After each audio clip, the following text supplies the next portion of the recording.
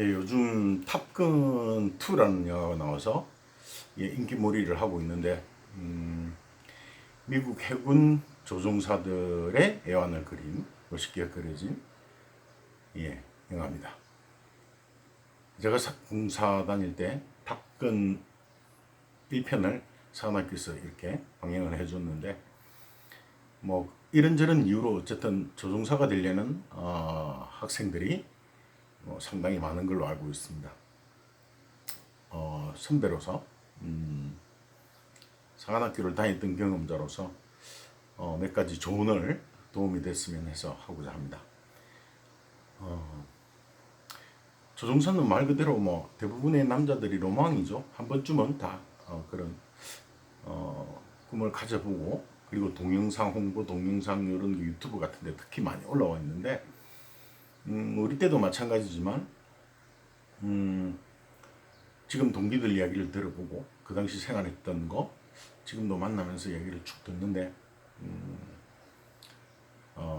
경험을 통해서 반드시 알아야 될 것들이 몇 가지가 있어서 짚어드리고자 합니다. 먼저 사관학교를 입학하려면 가입교라는 게 있습니다. 그 가입교 6주 정도 되는 기간을 지나야 입학식을 합니다. 그 제가 다른 홍보 영상에는 자세히 설명을 해놨는데 오늘은 큰 그림으로 중요한 것들, 인생의 중요한 어떤 직업을 선택하는 데 있어서 반드시 참고로 해야 될 것들을 좀 큰 그림으로 이야기를 하도록 하겠습니다. 가입교가 있는데 그게 이제 일반 군대 가는 것보다 훨씬 더 훈련 강도가 세다고 생각하시면 돼요. 만만치 않습니다.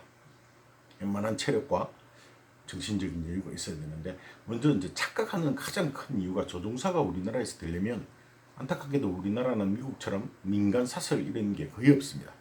그래서 공군사관학교를 가거나 일반 대학의 항공대 운항학과처럼 몇 개 대학이 운항학과를 두고 있습니다. 그 두 가지 길 말고는 없다고 생각하시면 돼요. 그래서 조종사가 막상 되려고 생각하는 사람들이 간과하는 것 중에 제일 첫 번째가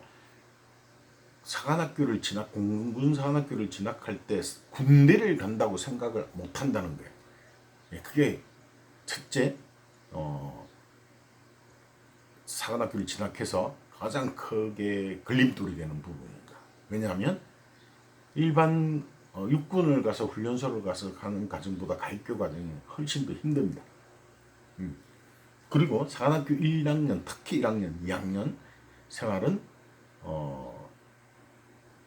육체적, 정신적으로 외출 외박이 아주 제한되어 있고, 그리고 온갖 허들의 일을 다 하기 때문에 선배들로부터 내려온 압박감, 또 군대에서 특히 느끼는 계급에서 느끼는 어떤 자유라든지 자존심 이런 거는 뭐 거의 밑바닥에 시스템 자체가 그렇습니다.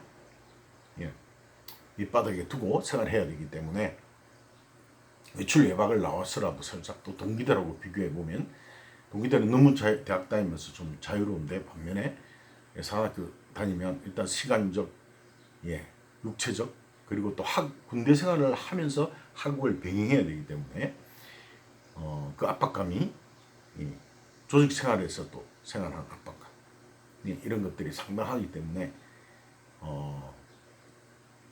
굉장한 회의와 좌절을 많이 느낍니다. 중간에 그만두는 경우도 굉장히 많고, 그래서 그리고 사관학교 4학년 동안에는 거의 비행을 하지 않습니다. 체험적인 비행만 좀 하지 본격적인 실제 비행 훈련은 사관학교를 졸업한 후에 합니다.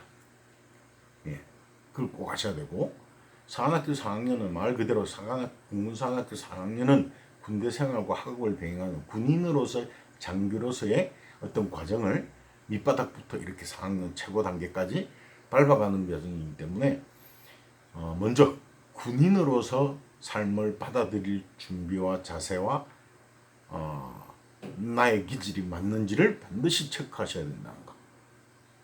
조종사가 되기도 전에 거기에서 좌절을 겪어서 그만두는 경우가 아주 많습니다. 그리고 주위의 기대 때문에 그만두지 못하더라도 억지로 참아서 생활을 하는 경우가 많기 때문에 굉장히 좀 불행한 경우죠. 그런 일을 당하지 않으려면 조종사이기 이전에 우리나라에서는 군대 생활을 4년이라는 기간을 해야 된다는 사항을 반드시 명심하셔야 된다는 것. 이게 첫 번째 중요한 것, 가장 중요한 겁니다. 그 다음 두 번째, 공군사관학교는 여타의 정보를 통해서 알고 계시겠지만 해군사관학교는 육사보다는 신체검사가 당연히 까다롭겠죠. 예, 당연히 까다로운데 흉터가 있어서 병을 못하고 이런 건 아닙니다. 요즘 기술이 발달되어 있어서 시력이라든지 심장, 혈압 이런 게 중요한데 그런 입학 전에 그런 모든 신체 검사를 통과해야 되는데 또 간과하는 게 뭐냐면 입학 전에 그걸 통과해서 사관학교 생활을 했다고 해서 반드시 조종사가 되는 건 절대 아니라는 겁니다. 4학년 때 보통 다시 신체 검사를 합니다. 왜냐하면 그 과정 중에서 신체적 결함이 생길 수 있으니까. 그죠? 최종 신체 검사를 또 머리부터 발끝까지 비행을 하기 전에 항공의료원에서 그 신체 검사를 통과해야지 일단 비행을 할 수 있는 자격이 주어지고 그리고 4학년 그 힘든 사관학교 생활의 4학년 과정을 비로소 끝내야 이제 조종훈련을 들어가게 되는데 1차, 2차, 3차 이렇게 3단계로 나눠져 있습니다. 그 기간이 무려 1년 6개월 정도 된다고 보시면 돼요. 인관해서 중2 때까지 보통 합니다. 예. 하는데 사람들이 그건 잘 몰라요. 그 1년 6개월이라는 기간이 물론 사관학교에서 그런 어떤 체력적, 정신적인 걸 갖춰주지만 사관학교도 군대라고 말씀드렸죠. 예, 휴가라고 그럽니다. 방학도 예를 들어서 3주 정도밖에 안 돼요. 여름 방학, 겨울 방학, 휴가가. 그리고 끝나고 오면 각 학년별로 군사훈련이 있습니다. 3학년 때는 보통 공수훈련도 한다고 합니다. 예, 왜 군대라고 말씀드리는지 알겠죠? 예, 모든 학비와 그리고 월급까지 줘서 공짜가 있는 대신에 그런 어떤 개인의 자유가 제한되고 군인으로서 어떤 기본 과정을 밟아가야 되기 때문에 그런 것들을 염두에 두고 그리고 막상 졸업을 해도 1년 6개월 정도의 초등, 중등, 고등 이렇게 나누어서 좀 느린 비행기부터 제트기까지 전투기까지 이렇게 가는 단계가 그 1년 6개월 정도의 초등, 중등, 고등 과정을 통과해야지 비로소 정식 조종사가 되어서 각 부대로 가서 조종사로서 군인으로서 생활을 하게 됩니다. 예, 굉장히 길죠. 1년 6개월. 그러면 하나의 기종을 한번 생각해 보세요. 배우기 위해서 그 매뉴얼 책자부터 해서 실제 이착륙 가장 중요하고 위험한 이착륙 비행 이런 과정들을 보통 3개월, 6개월 이렇게 가는데 그 과정을 매일 반복한다고 생각해 보세요. 멋있는 것만큼 그만큼 인내와 노력과 절제와 그 과정이 1년 6개월이라는 과정, 정식 조종사가 되는 과정이 또 만만치 않게 기다리고 있습니다. 쉽지 않습니다. 옛날 우리 다닐 때는 구타도 있고 그랬는데 지금은 많이 군대에서 안 한다고 그러니까 굉장히 스트레스가 많고 세심하고 꼼꼼한 어떤 그 하나하나의 단계를 거쳐서 조종사가 전투기 조종사가 됩니다. 이 두 가지. 자, 사관학교 들어간다고 해서 반드시 조종사가 되는 건 아닙니다. 졸업할 때쯤 신체검사를 다시 해서 통과해야 되고 그리고 또 1년 6개월이라는 그 과정을 힘든 과정을 다시 겪어야지 정식 조종사가 되는데 막상 되고 나서 이제 각 부대에 자치 배치를 받아서 세 번째 염두에 두셔야 되는 게 큰 그림을 보고 사관학교를 가셔야 된다. 중2 때 보통 대위 때 이렇게 부대 생활을 하게 되면 조종사는 일단 무조건 영내에 거주를 해야 됩니다. 영내 거주를 해야 되고 밖에서 자유롭게 생활 못해요. 즉 다시 말해서 일반 군인들보다도 훨씬 더 제약이 많습니다. 중령, 대령 이런 지휘관급이 되어서 보면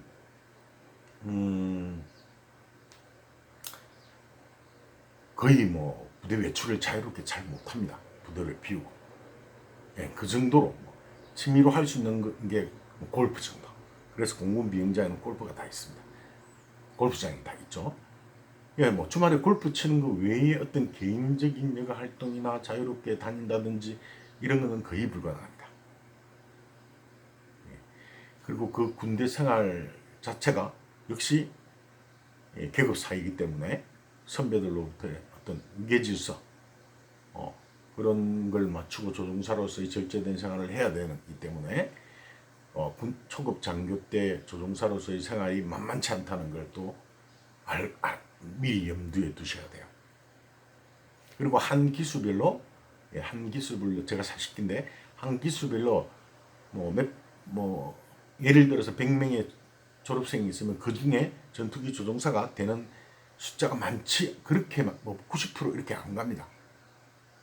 예, 신체 검사에서 떨어지기도 하고 또 비행 중에 중도의 적성에 안 맞거나 신체에 안 맞아서 포기하는 경우도 굉장히 많습니다. 예, 그렇게 해서 어렵게 된 그 생활을 또 군대 생활을 일반 조종사 생활은 일반 군인들보다도 훨씬 더 제약이 많다는 걸 세 번째 아셔야 된다는 거.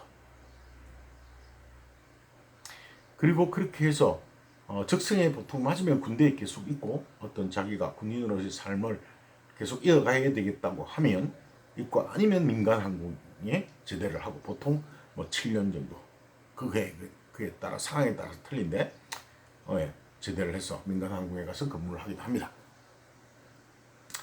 하는데 네 번째 민간 항공에 간다고 해서 그렇게 또 물론 자유롭긴 하죠. 예, 그런데 그 월급이라든지 이런 게 대기업에 비해서 그렇게 높은 수준은 아닙니다. 지금 제 동기들 이야기를 들어봐도 특히 지금 코로나 때문에 힘들죠. 많이 어려운데 월급도 문제 그렇지 않더라도 정상적인 과정이어도 일반 대기업 삼성이나 현대자동차 이런 데에 비해서 SK나 우리나라 고수익에 그런 연봉은 훨씬 상회하거나 그렇지 않다는 걸 아셔야 된다는 거. 예. 그리고 마지막으로 이건 좀 가슴 아픈 이야기인데 우리 동기들 중에서도 벌써 7명 정도가 비행사고로 이렇게 얼마 전에 몇 개월 전에도 있었죠. 사천에서 훈련기가 조종 학생과 교관이 순직하는 일이 생겼는데 두 대가 몇 개월 전에 그 교관이 저희 동기입니다. 예. 그리고 제 다른 영상에 얘기했지만 중2 때 강릉비행단에서 아주 친하게 지냈던 결혼 안 하고 그 당시 한 26, 7 됐나요? 예, 우리 동기도 한 명 아주 젊은 나이에 순직한 경우도 있고 그래서 의외로 비행 사고로 안타깝게도 우리나라 비행 기종이 노화된 기종이 많습니다. 그래서 순직하는 경우가 종종 있다는 걸 염두에 두셔야 돼요. 예. 이런 모든 그 과정들을 염두에 두시고 홍보 영상만으로 단순하게 내가 조종사라는 멋있어 보여서 그런 어떤 그런 영상들이 너무 많기 때문에 그 실제 어떤 실생활이나 팩트에 대한 이야기는 사실은 거의 안 나오고 그런 걸 마음의 준비나 인생에 대한 어떤 군인으로서의 자세, 삶 그리고 그 이후에 이어지는 어떤 삶의 과정을 충분히 검토하시고 신중하게 결정을 해서 가야지 심지어 사고로 목숨도 잃을 수 있으니까 가야지 후회하지 않고 어떤 그 자기 삶을 스스로 개척해가는 능동적으로 만족해가면서 해나갈 수 있기 때문에